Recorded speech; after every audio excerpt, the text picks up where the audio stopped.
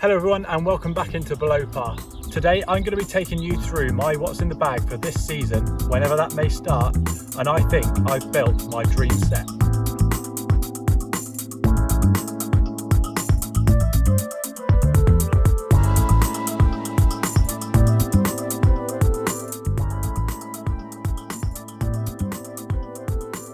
But before we get going on the video guys, I'd like to urge you there to subscribe to the channel if you are new, drop a like on the video, and I'd like to point out that we've got a giveaway running on our Instagram page currently.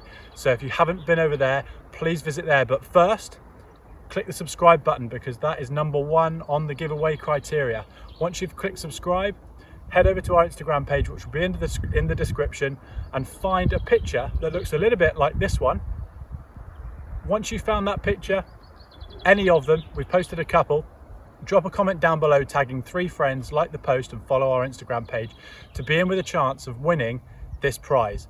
Giveaways are only going to get bigger, but I think we've started pretty strong. We're going to draw this at 800 subscribers and we're really getting close, so please do help us out there. Without further ado, let's get into the video. So guys, we're going to start with the wedges. Now, these have only just gone in the bag and I've fallen in love with them.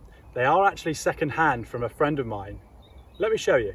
So guys, I have gone for the Cleveland RTX 4s in the rusty finish.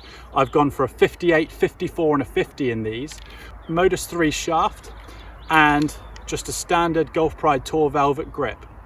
Now what I've done with these, I've made these a little bit thicker. That's just something that I prefer to have with my wedges. You'll see what I've got in my irons in just a second.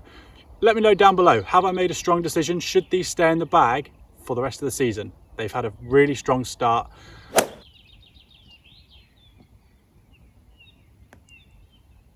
Now guys, moving in onto the irons. Now, from pitching wedge up until a 6 iron, I am now playing the Mizuno JPX 919 Tours. Now these have been in the bag for near enough a year now. It's coming up to almost their first year anniversary. I've really enjoyed these. Unbelievable feel. Mizuno, I think, are unrivaled in the iron market. In these irons, I've gone for a Project X LZ, or LZ if you're from the United States, in a 6.5, which is an extra stiff. That just gives me the best performance on testing, and they haven't let me down so far. In the irons, I'm ever so slightly thinner than I am in the wedges, grip size wise, but I've gone for the Z cords throughout. Gone for a slightly softer, bigger grip in the wedges. That's just something I like to prefer the feel of.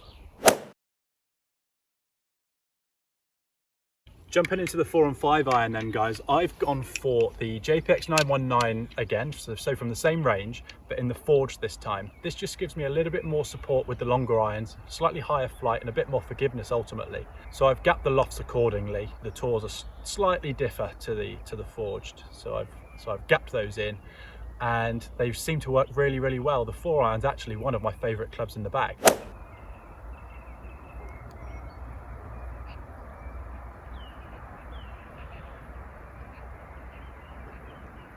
So in the 3 iron, I've got the MMC Fly High in the 3 iron, but this is strengthened actually to a 2 iron loft. So this is something that is a go-to off the tee on maybe a slightly shorter hole, slightly tighter hole, where I need to be really confident that I'm going to hit the fairway. Again, same shaft as the main set of irons and the same grip, and I really like this one. Let's give you a close-up. Okay then, into the 3-wood. Apologies for the head cover for any rival fans. So this year I've gone into the Callaway Maverick 3-wood, the Sub-Zero version. The 15-degree one, not the absolute weapon, which I think is 13.5. I don't think I've got quite the confidence to hit that one. In this one, I've got the handcrafted Hazardous Black, which is the 6.5. It's the slightly lighter one of the 2 options, I think, in this one, which is 62 grams. It's a standard length. I've gone Z cord grip as well, same thickness as the irons. Let's give you a close-up of this weapon.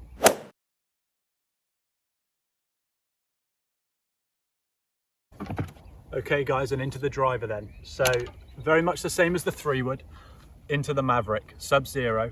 This one's a 9-degree, same shaft, so Hazardous Black, handcrafted in 6.5, 62 gram. Really enjoy this driver. I think I've put a couple of posts on my personal page on Instagram raving about this, and in the first few days I had it, I've put on so much distance, and actually accuracy hasn't been sacrificed, which is an absolute bonus. I've really struggled with drivers over the years to keep in the bag, and I think this one could be a keeper. Again, same grip, really enjoy this. Let's give you a close-up.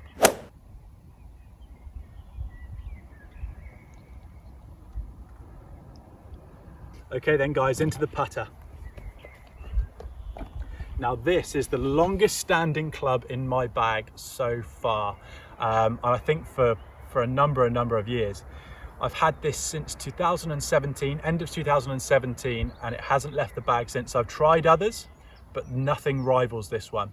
So you'll notice the flat cat grip on here, something I really get on with. It keeps my hands nice and solid. It helps me with the feeling I try and create during my putting stroke, that with the back of my hand exiting towards the target. That's my feeling.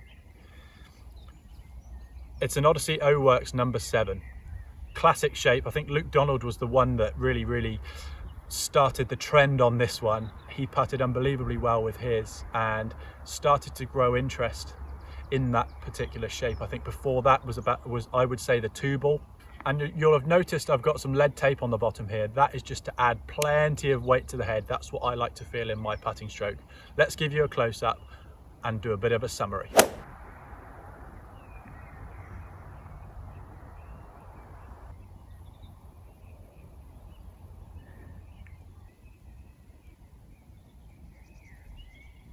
As you'll see on the outside of the bag here, we've got a Bushnell, and I'll just show you one more thing, which I think is an absolute must-have in your golf bag. One, to keep you organised, and two, just looks quite cool. I've got a little tote bag to keep all my tees, my golf. I always put my golf ball that I'm using for the day, certainly in a tournament round, in here ready to go. So I pick it out, ready on the first tee, along with my ball markers, pitch mark repairers, all the essentials kept in one place. So guys, I really hope you enjoyed today's video. Let me know if you think you'd make any changes to my golf bag.